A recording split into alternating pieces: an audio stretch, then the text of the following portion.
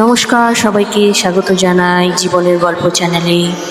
আজ কোজাগরী পূর্ণিমা, চাঁদের আলোয় ভেসে যাচ্ছে চারিদিক।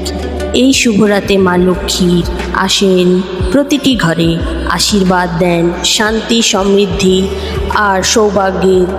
কিন্তু মা কাকে দেন আশীর্বাদ? যে জেগে থাকে, যে স্নেহ, সততা আর পরিশ্রমে নিজের জীবনে গড়ে তোলে, সেই মানুষকেই আজকের দিন শুধু ধন সম্পদের নয়, আজকের দিন ঘরের শুদ্ধতা, মনের পবিত্রতা আর বিশ্বাসের প্রতীক। আমরা ঘর পরিষ্কার করি, আলপনা দিই, প্রদীপ জ্বালাই, কিন্তু আসল পূজা হয় মনের ভিতর। যখন আমরা ভালোবাসা ও কৃতজ্ঞতায় মাকে স্মরণ করি। মা লক্ষ্মী শুধুই টাকা নয়, তিনি হলেন সৌভাগ্য, শান্তি আর সন্তুষ্টির দেবী।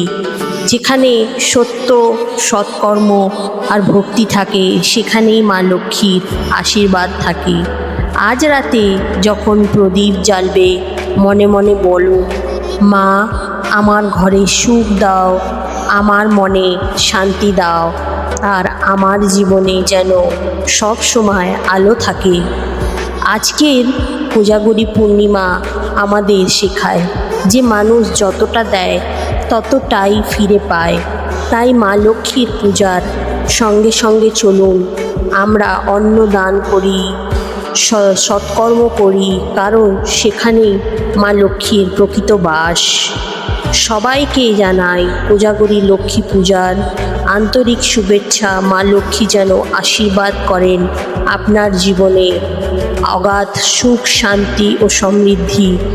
জীবনের গল্প পক্ষ থেকে শুভ লক্ষ্মী পূজা।